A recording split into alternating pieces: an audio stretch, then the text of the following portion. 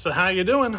So today we're working on the G366 and we're going to do the first carb modification today.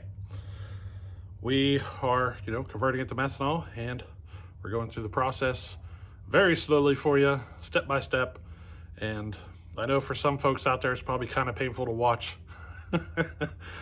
It would be for me, because I'm basically kind of showing you the saw is going to be lean. Expect it to be lean. This is why I suggest mixing your oil at 20-to-1 or 25-to-1 or whatever's easier for you. It's to protect you, because right out of the gate, the likelihood that you're going to be lean on your tune is very high.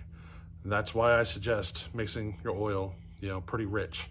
I wouldn't consider going thinner on your oil mix there unless you, until you're at full whatever performance level or whatever, and whenever you get her done. I wouldn't suggest going any less than 32-to-1 though, just to be on the safe side. You know what I mean? What else? Now, previously I had spoke about how the tune of methanol, it's very, very, very wide compared to what gas is. Like gas has this narrow window where you get a good tune, and methanol will tune to a much wider spectrum. And that's what you're kind of seeing here, because you've seen it was running lean. Then we fattened up the carb as far as we could, and it was still lean. So even with as much adjustment that the carb had already in it, it was still lean. Just to give you kind of an idea there, just how wide of a spectrum methanol can tune to. So I kind of got this set up here. I'm going to kind of show you what we're going to do here for the first modification. This is usually your first modification that you do on these carbs. Okay, so yeah, let me show you real quick. All right, so there's our carburetor. You got your high speed and your low speed jets, and you can see how far out I have the high speed jet turned. We need to remove that jet. In fact, we're going to have to remove both of them, because we need to stick a drill bit in there. And if we don't remove the low speed side, it won't fit. You'll see in a second when I show you the drill bit. You'll see why. Alrighty, so let me go ahead and get both of those jets removed. All right, so there's our two jets. And you can see how one is a little fatter at the tip than the other. So the fatter one is our high speed circuit. And the smaller one is your idle circuit, or your low speed. And we're modifying the high speed side. Sometimes you need to do this to the low speed side as well. It's not always, but sometimes it needs to be done. So keep that in mind whenever you're doing your project, because sometimes you do need to do it to the low speed side and sometimes you don't. Now, another tool we're going to use here is this guy here. This is a hand drill. It's basically a drill, but you turn it by hand. Okay, you can get all this stuff on eBay. And these are the drill bits that I use. As you can see, these are very, very, very tiny micro drill bits. And you can see there's a bunch of different sizes. The one we need is probably going to be in this middle box. And what we got to do is we got to take the drill bit and stick it in the hole where the jet is, and figure out how big it's drilled to. So we got to stick the drill bit up in the hole. You kind of see there? We got to stick the drill bit up in there and see how big it's already drilled to. So let me go ahead and figure that out. All right, so there we go. The one on the left, so basically you stick the drill bit up in the hole, and the one on the left goes all the way in, and the one on the right does not. And they're sitting right next to each other in that box right there. So basically we need to drill it out to the one on the right. This is going to be our first step in this process. We may have to go to a bigger one later, but for now, we need to take it to that one. Now, one of the things we need to look at here is to never try to drill it out so big that the jet will not touch or will not shut off the flow of fuel. Now, the reason is the size of this drill bit, as you can see with the taper of that jet, it might actually be bigger than that. Now, we may be looking at replacing the jet that has a good smooth taper to it, or we may chuck it up on the lathe and recut the tip of this jet to give it a nice, long, smooth taper. Those of you in like the motorcycle world and stuff, you know kind of what I'm talking about, because you can replace your needle jet and change the taper of it and all that stuff. And that's kind of what I'm talking about doing here. So for now, we're just going to drill that hole out to that size, put her back together, and see how she runs. And it's real simple. Just gotta put her in her hand drill, stick it up in there, turn it a couple of times, and drill it out. Alrighty, let's get that done. Okay, so you can see here, this would be the low speed circuit. We don't want to do that one. We want to do the high speed circuit. And you can kind of see here where the drill bit stopped. Let me stick the other one in so you can see. This is the smaller one of the two. And it goes all the way up in and stops. This one won't go all the way. So we're definitely hitting something. So all I gotta do is stick this in here, slowly turn it by hand, then I can feel it cutting and pulling itself in, and there it is. That's all it took. Now she's drilled out to that size. Okay? Didn't take much, did it? All right, now that was drilling it up one size bigger, which is a very, very small amount. I've been actually sitting here thinking about it, and I think I'm going to go ahead and drill it up to the next size bigger than that. And we're going to take a chance at it. I'm pretty certain I'm going to need to go to this size here, if not even bigger. It's sitting right here in my hand. I'm going to go ahead and drill it out one more time on the next size bigger. This is one of the games, if you go too far, then you got to replace your carburetor. If you don't go far enough, then you got to do it again. There's really hardly any time in drilling this. The thing that takes time is once you're done drilling it, you got to take your carb apart and clean it. You got to get those metal shavings out of the carburetor. They can actually cause the carb to get plugged up. So, you know, that's probably the biggest downside, is having to pull it off and clean it. But as far as drilling out the carb, it's really easy, really, really easy. Sometimes you need to do other modifications other than this, but we'll approach that further down the road, depending on how this turns out. So I'm going to go ahead and drill it out one more size bigger. So we're actually going to go 2 sizes bigger than what the original size was. And that's just coming from kind of like experience here with how much fuel we need to shove into this thing. You know what I mean? We might run into an issue because this jet is not going to do the best job at shutting the fuel off, or with the taper of that needle. So she might be really finicky on the tune. We'll see how she develops though, and kind of go from there. Alrighty, so let me drill it out again. I'll get the carb cleaned up. It's really easy. You just pull it apart real quick, shoot some carb cleaner through her, put her back together, throw her back on. So yeah, I'm sure you guys, if you're doing this, you know how to do that on the carb. You know what I mean? So let's go ahead and get this done. All right, so I got this all put back together now. I'm putting the air filter on right now. I just wanted to mention that little thing I told you about, the taper of the actual jet itself. Don't think too much about that.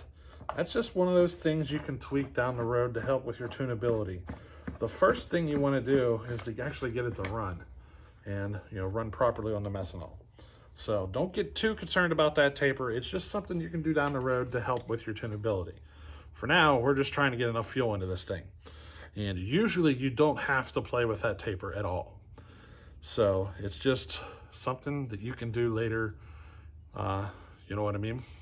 But yeah, we're all put back together. I gotta dump the gas out of this, fill her up with methanol. Then we're gonna take it out and start the tuning process all over again. And I gotta start it from scratch. I actually even mistakenly hit the idle screw, had it turned out a bunch of turns until I realized I was turning on the idle screw and not the low speed screw. So I am literally gonna have to start from scratch on this tune. But let's give her a run, see what happens. See if she runs any better this time. Alrighty? All right, we're ready to start this tuning process. Now, I'm going to try tuning this thing fat and fat and fat is basically what I'm going to try to do here. And we're going to see how she performs as it gets fatter.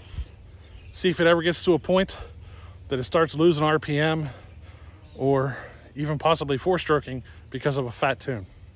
So that's kind of what we're looking out for here. We're just going to keep making her richer, see if she starts losing RPM in the process, and see if she starts four-stroking. You're going to have to give me a minute though, because I got to retune the idle circuit. So you're going to have to sit through that too. Now, if you're wondering why you got to sit through that tuning process of the idle circuit, that's because the idle circuit they work in tandem. So whatever fuel you put into the low-speed circuit is getting used for the high-speed circuit as well. So if you end up putting more into the low-speed circuit, it will also go into the high-speed circuit as well. So that's why we always start with the low-speed circuit first, because that fuel also gets used in the high-speed side. Alrighty, so yeah, here we go.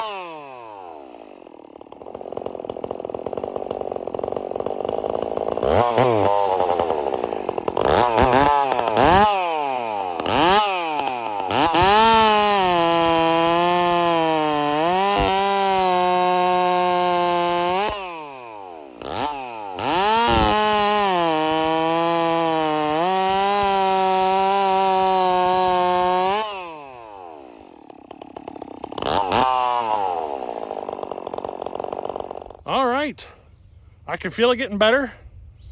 So ever since I did that air filter mod, it's always seemed like the idle circuit might be struggling to keep up with the fuel, and I can confirm it's definitely struggling as well. So I think we're gonna have to get some more fuel out of the idle circuit, and we need to get more. We need to drill it out again on the high-speed circuit. So we're gonna do that right now. Stick around, we're gonna do it again. Alrighty. All right, we're back. I decided to hold off on the low-speed circuit for now. We'll see how things progress here. Remember me telling you that the high-speed and low-speed circuit kind of work in tandem? So I'm gonna hold off on the low-speed until the high-speed side is a little closer. You know what I mean?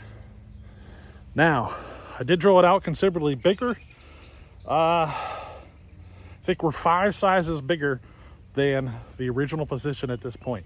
So we're just making her bigger, you know? I was trying to read the numbers on the drill bits. I cannot, my eyes aren't good enough to see the numbers. I can see the one before it was 1.8. So I'm gonna assume this one is 2 millimeter, I'm thinking. So let's see how she does. Alrighty.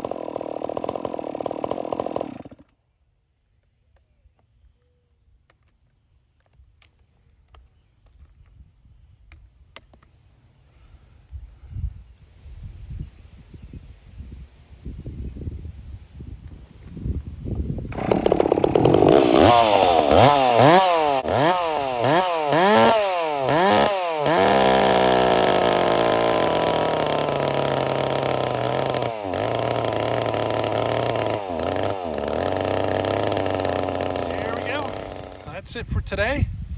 We are a lot closer now. We still got a little bit more to do though. Well, the neighbor stopped up, interrupted me, probably a good 2 hours. We just stood here talking. So let's see if I can remember everything.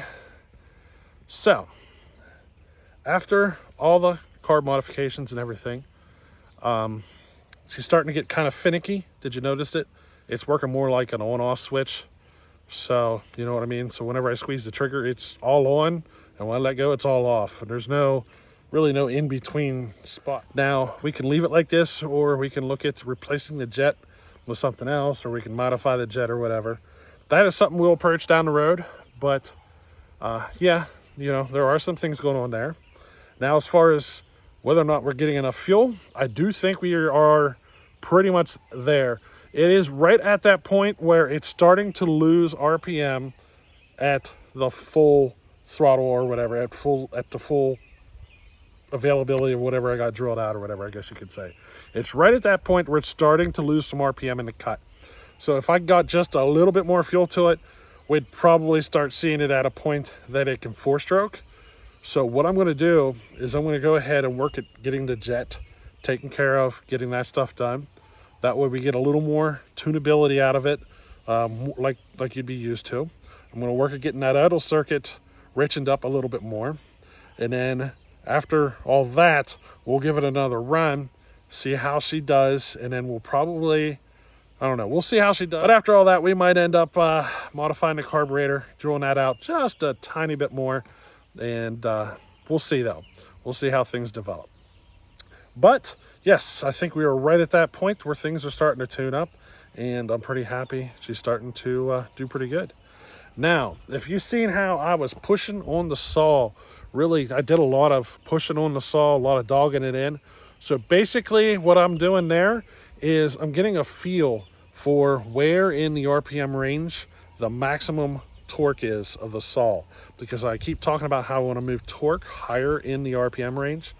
That's the work that gets involved in the transfers, and this is kind of me getting a feel for it and kind of trying to find or figure out what kind of transfer work I need to do.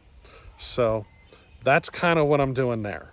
You see me doing that a lot through the cuts. That's just me getting a good feel for how it's performing and get an idea of what I need to do to the transfers. I think max power is happening probably in between the 9,000 and 10,000 RPM range, or the max torque, and I want to bump that up a bit. So yeah, we got some work, some transfer work, but we're going to focus on getting this thing tunable a little bit better. Now, it is running fine, or good enough, I should say, that I'm going to go ahead and take it to hopper stock. So, hey, if you're down there, we'll see you there. So, hey, we'll catch you on the next one. Later.